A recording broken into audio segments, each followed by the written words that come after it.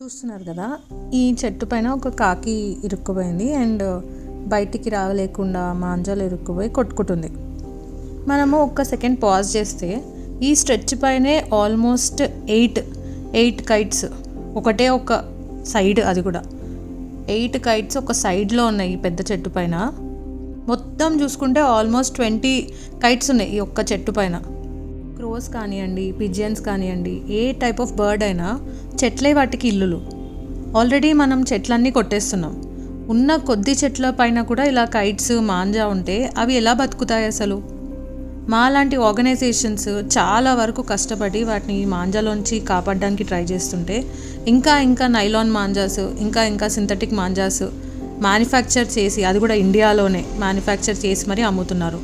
ఇప్పుడు ఫాల్ట్ అనేది కొంటున్న వాళ్ళది అవ్వనివ్వండి, లేకపోతే మ్యానుఫ్యాక్చర్ చేసి సెల్ చేస్తున్న వాళ్ళది అవ్వనివ్వండి, కానీ అట్ ది ఎండ్ ఎవరికి నష్టం? ఎవరి లైఫ్కి ప్రాబ్లం? అటు హ్యూమన్స్కి సేఫ్టీ లేదు, యానిమల్స్కి సేఫ్టీ లేదు. అలాంటి మాంజా ఎందుకు సేల్ చేస్తున్నారు? ఇలాంటి మాంజా వాడే బదులు ఒక కాటన్ థ్రెడ్ యూజ్ చేయండి. కాటన్ థ్రెడ్స్ కొద్ది రోజులు అయ్యాక అవే తెగిపోతాయి. బట్ ఇట్లాంటి నైలాన్ మాంజాస్ మన స్కిన్ తెగడం, మన లైఫ్ పోవడం తప్ప అవి తెగవు.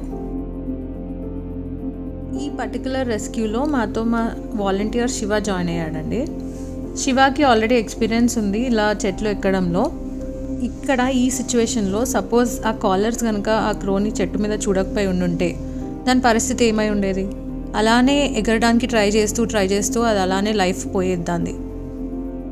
క్రోస్ ఇంకా బెటర్. పిజియన్ అయితే ఒక్కసారి అది స్టక్ అయిపోగానే మ్యాక్సిమం అవి చాలా డెలికేట్ ఉంటాయి కాబట్టి మ్యాక్సిమం అవి అక్కడే లైఫ్ వదిలేస్తాయి. ఈ క్రో మాత్రం ఇంతసేపు అక్కడ ట్రై చేస్తూ ఎగరడానికి అలానే కొట్టుకుంటూ కొద్దిసేపు ఆగి మళ్ళీ బ్రాంచ్ మీద కూర్చొని రెస్ట్ తీసుకొని మళ్ళీ ట్రై చేస్తుంది.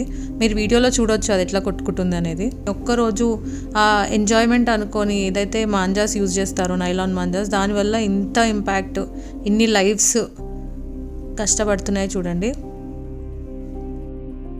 ఇట్లాంటి మాంజా రెస్క్యూస్లో మేము మ్యాక్సిమం అక్కడే ఎక్కడన్నా పక్కన షాప్స్ ఉంటే బ్యాంబూ స్టిక్స్ లేకపోతే ఏదైనా కర్రలు ఉన్న షాప్ ఉంటే కర్రలు అక్కడ నుంచే తీసుకుంటాము.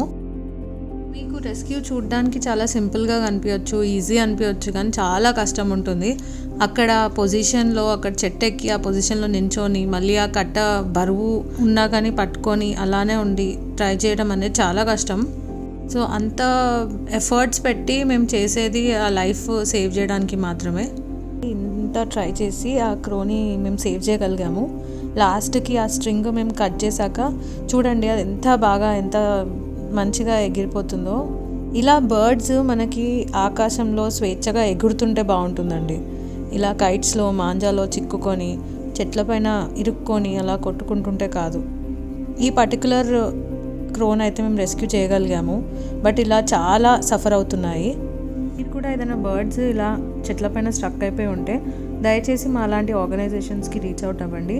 వాటికి హెల్ప్ అయ్యేలా చూడండి. Thank you.